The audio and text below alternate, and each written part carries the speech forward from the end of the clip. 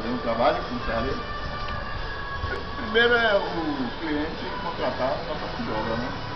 Porque nós não vendemos grade, nós fazemos grade para as pessoas que contratam o nosso trabalho. Aí, quando a pessoa contrata o nosso trabalho, ele exige o material que vai usar, o modelo de grade, né? E o material civil, e aí o dinheiro para comprar o material e a nossa mão de obra. Qual o processo criativo de um serralheiro? Processo? É tipo de artesanato, como se fosse um artesão, né? Porque a gente pega material bruto e transforma ele como você quiser, o tipo que você quiser a gente faz. Qualquer material para serralheiro, a gente transforma ele no modelo que o cliente exigir. A gente transforma.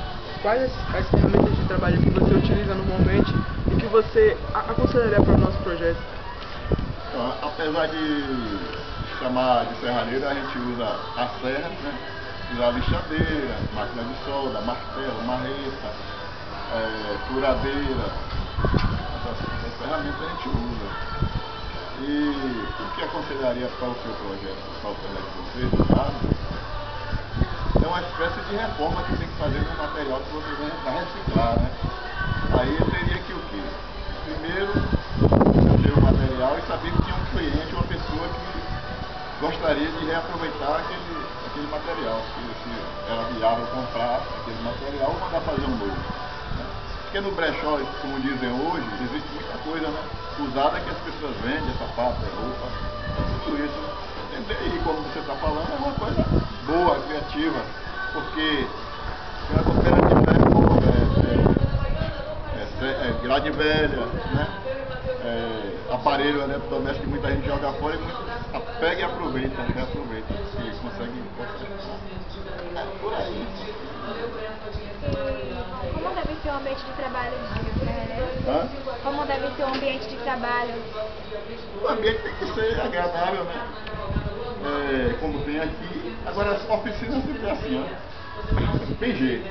Você limpa tudo aqui, ó. Bota na sucata, daqui a 3 meses, 4 meses, tá tudo aí de novo. Porque vai chegando, vai ficando aí, as pessoas mandar a gente reformar, bota aí vai ficando, cara. O resto sobra de materiais, aí vai ficando aí até a gente levar na sucata depois.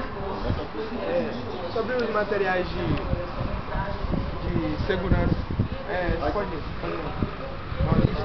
Principalmente segurança, né? Aqui eu trabalho com sapato, né?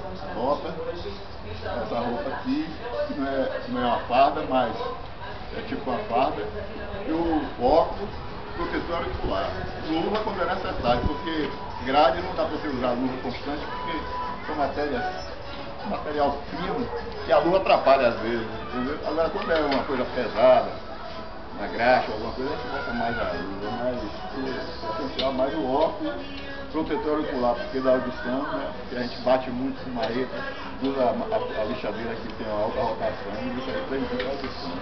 Aí esse é o equipamento que eu uso. Todo serralheiro tem que ter uma máquina específica para poder soldar e juntar as peças de ferro para poder criar um novo produto, né? São as máquinas. As máquinas que o serralheiro precisa assim, para poder soldar. Primeiro a máquina de solda, né? E aí como tá aí, a gente tá arrumando a grade agora. Cortou com a lixadeira, certo? Tá montando ela. Aí com a máquina de solda. Cortou com a lixadeira, cortei com a serra. Aí tava montando ela, agora a gente vai fazer os desenhos para jogar aqui dentro. Depois soldar, vai soldar aqui, esse campo, com o desenho aqui dentro. Nesse sentido mesmo, vai ser tipo balão. E aí vem depois que solda tudo, lixa e bota o chumbador e pinta no bastão, contra a ferrugem. Pronto, tá bom. Mais uma perguntinha, você acha o nosso projeto viável? Hein? Você acha o nosso projeto viável?